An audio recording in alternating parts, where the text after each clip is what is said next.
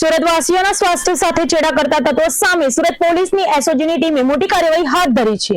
પુણાગામ વિસ્તારમાં આવેલી એક ડેરીમાં નકલી પનીરનો જથ્થો ઉતારવામાં આવતો હોવાની બાતમીના આધારે ફૂડ સેફ્ટી ઓફિસર સાથે મળીને રેડ કરવામાં આવી હતી।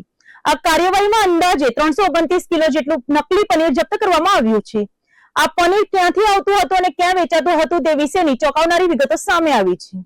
સુરત શહેર એસઓજીની ટીમે ફૂડ સેફ્ટી ઓફિસર ડીવી મકવાણા સાથે મળીને પુણાગામની A1 ડેરી ફૂડ્સ પર દરોડા પાડ્યા હતા। મારુતિનગર સોસાયટીમાં ચાલતી આ ડેરીમાંથી તપાસ દરમિયાન 65,800 ની કિંમતનું 329 કિલો લૂઝ પનીર મળી આવ્યું હતું। પોલીસે ડેરીના સંચાલક સત્યવીર તારાસિંહ ઢાકરેની અટકાયત કરી હતી અને પૂછપરછ હાથ ધરી હતી। પૂછપરછમાં બહાર આવ્યું છે કે સંચાલક દર બીજા દિવસે કડોદરા ચોકડી પાસેથી પોતાની ઇકો ગાડી લઈને પનીરનો જથ્થો લેવા જતો હતો। માત્ર ₹200 પ્રતિ કિલોના ભાવે ખરીદેલું આ પનીર 220 માં સુરતની વિવિધ ડેરીઓ જેવી કે ચામુંડા ડેરી, માતા ડેરી, પટેલ ડેરી, શ્યામ ડેરી તેમજ કેટરસમાં વેચવામાં આવતું હતું। છેલ્લા 2.5 વર્ષથી દરરોજ 100 કિલો પનીરનું વેચાણ કરી લોકોના આરોગ્ય સાથે અક્ષમ્ય ચેડા કરવામાં આવતા હતા। ડેરીમાંથી પેકિંગ માટેની ખાલી થેલીઓ અને સીલિંગ મશીન પણ મળી આવ્યા છે, જે અંગે પુણાગામ પોલીસ સ્ટેશનમાં નોંધ કરવામાં આવી છે। એસઓજી અને ફૂડ સેફ્ટી ઓફિસરની સંયુક્ત ટીમે A1 dairy foods Punagam Surat જેનો સંચાલક સત્યવીર ઠાકુર છે ત્યાંથી 329 કિલોગ્રામ લૂઝ પનીર પકડવામાં આવ્યું છે। અને આ જે પનીર છે એ કડોદરા જે ચોકડી છે ત્યાં અશોક દુબે પાસેથી લાવે છે અને 200 રૂપિયામાં ખરીદે છે, 220માં હોલસેલ વેચે છે। 100 કિલોગ્રામનું કામકાજ છે અને છૂટક 2.5 વર્ષથી ધંધો કરે છે। ચામુંડા ડેરી, માતા ડેરી, પટેલ ડેરી, શ્યામ ડેરી તથા કેટરિંગના વ્યવસાય સાથે સંકળાયેલા લોકોને આ વેચે છે। નવસારી સિવિલ હોસ્પિટલમાંથી માનવતા અને કાયદાને શરમાવે તેવી એક ઘટના સામે આવી છે। હોસ્પિટલમાં સારવાર અર્થે આવેલા સંબંધીની સેવા માટે રોકાયેલી એક સગીરાને ત્યાં જ ફરજ બજાવતા સફાઈ કામદારે પોતાની પ્રેમ જાળમાં ફસાવીને ભગાડી ગયો હતો। જોકે નવસારી ટાઉન પોલીસે સતર્કતા દાખવીને ગણતરીના દિવસોમાં જ આરોપીને દબોચી લીધો છે। ચોંકાવનારી વાત એ છે કે આરોપી પોતે પરણિત છે અને સંતાનનો પિતા છે। નવસારી સિવિલ હોસ્પિટલમાં સફાઈ કામદાર તરીકે ફરજ બજાવતા ભાવેશ ગણેશભાઈ હળપતિએ એક સગીરાને લલચાવી ફોસલાવીને તેનું અપહરણ કરતા ચકચાર મચી ગઈ હતી। સગીરા જ્યારે હોસ્પિટલમાં પોતાના સંબંધીની સેવામાં રોકાઈ હતી ત્યારે જલાલપોરના નડોદ ગામના 23 વર્ષીય ભાવેશે તેની સાથે મિત્રતા કેળવી અને પ્રેમજાળમાં ફસાવી હતી। ગત 20મી તારીખે આરોપી સગીરાને ભગાડી જવામાં સફળ રહ્યો હતો। પરિવારની ફરિયાદના આધારે નવસારી ટાઉન પોલીસે ટેકનિકલ સર્વેલન્સ અને મોબાઈલ લોકેશનના આધારે તપાસ શરૂ કરી હતી। માત્ર 3 દિવસની સઘન શોધખોળ બાદ પોલીસે આરોપી ભાવેશને ઝડપી પાડીને સગીરાનો છુટકારો કરાવ્યો હતો। પોલીસ તપાસમાં બહાર આવ્યું છે કે આરોપી પોતે પરણિત છે અને તેને એક દીકરી પણ છે। નવસારી પોલીસે નરાધમ ભાવેશ વિરુદ્ધ પોક્સો એક્ટ હેઠળ અને અપહરણની કલમો હેઠળ ગુનો નોંધી જેલના સળિયા પાછળ ધકેલી દીધો છે। સુરતના ઉધના દરવાજા વિસ્તારમાં આજે રાજકીય માહોલ ગરમાયો હતો। યુથ કોંગ્રેસના ગુજરાત અને સુરતના પદાધિકારીઓ દ્વારા વિરોધ પ્રદર્શનના ભાગરૂપે પુતળા દહનનો કાર્યક્રમ યોજવામાં આવ્યો હતો। ઉધના દરવાજા ખાતે આવેલી ડોક્ટર બાબા સાહેબ આંબેડકરની પ્રતિમા સામે કોંગ્રેસના કાર્યકરો મોટી સંખ્યામાં ઉમટી પડ્યા હતા અને સૂત્રોચ્ચાર સાથે પોતાનો રોષ વ્યક્ત કર્યો હતો। સુરતના ઉધના દરવાજા વિસ્તારમાં યુથ કોંગ્રેસ દ્વારા આક્રમક વિરોધ પ્રદર્શન કરવામાં આવ્યું હતું। ગુજરાત પ્રદેશ યુથ કોંગ્રેસ અને સુરત શહેર યુથ કોંગ્રેસના સભ્યો તેમજ પદાધિકારીઓ મોટી સંખ્યામાં ઉધના દરવાજા સ્થિત ડોક્ટર બાબા સાહેબ આંબેડકરની પ્રતિમા પાસે એકત્રિત થયા હતા। કાર્યકરો દ્વારા વિવિધ મુદ્દાઓને લઈને સરકાર વિરોધી સૂત્રોચ્ચાર કરવામાં આવ્યા હતા અને ત્યારબાદ પુતળા દહનનો કાર્યક્રમ યોજાયો હતો। પુતળા દહન દરમિયાન પોલીસ અને કાર્યકરો વચ્ચે ઘર્ષણના દ્રશ્યો પણ જોવા મળ્યા હતા। યુથ કોંગ્રેસના નેતાઓએ આ તબક્કે આક્ષેપો કર્યા હતા કે જનતાના પ્રશ્નો વાચા આપવા માટે તેઓ આગામી સમયમાં પણ આ પ્રકારે આંદોલન ચાલુ રાખશે। આ કાર્યક્રમને પગલે ઉધના દરવાજા વિસ્તારમાં ચુસ્ત પોલીસ બંદોબસ્ત ખડકી દેવામાં આવ્યો હતો। હોળીના પર્વને હવે ગણતરીના દિવસો બાકી છે ત્યારે સુરતમાં આ વર્ષે પર્યાવરણ પ્રેમીઓ હોળી એટલે કે વૈદિક હોળીનો ક્રેઝ વધ્યો છે।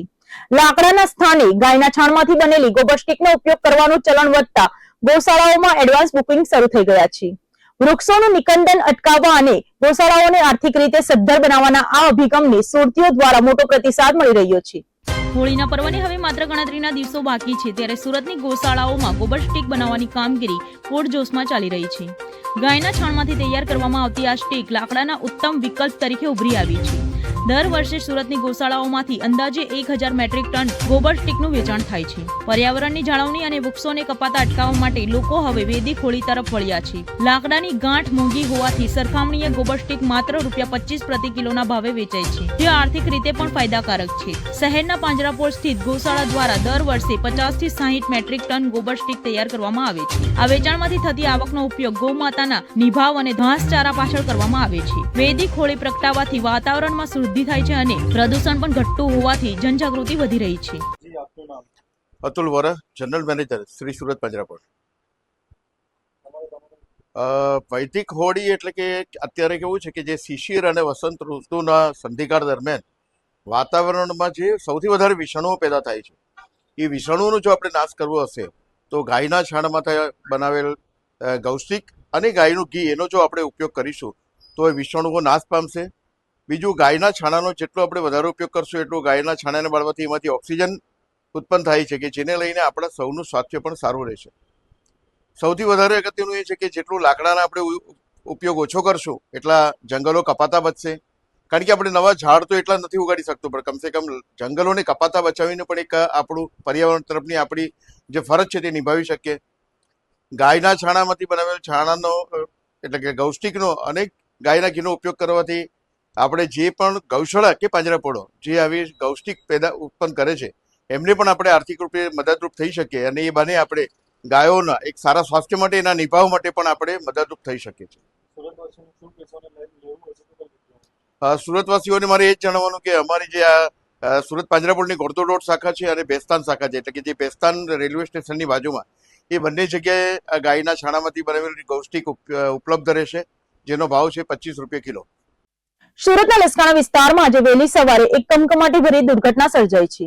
જર્જરિત મકાનનો સજ્જો ધરાશાયી થતા એક વ્યક્તિનું કરુણ મોત નીપજ્યું છે, જ્યારે અન્ય એક વ્યક્તિ ઈજાગ્રસ્ત થયો છે. સુરતના લસકાણા વિસ્તારમાં આવેલા 4 નંબર રોડ પર રામદેવનગર સોસાયટીમાં વહેલી સવારે મોતના દ્રશ્યો સર્જાયા હતા. લક્ષ્મણભાઈ રબારીના માલિકીના એક જર્જરિત મકાનના કોર્નર પર બનેલું બાથરૂમ અચાનક સજ્જા સાથે ધરાશાયી થયું હતું.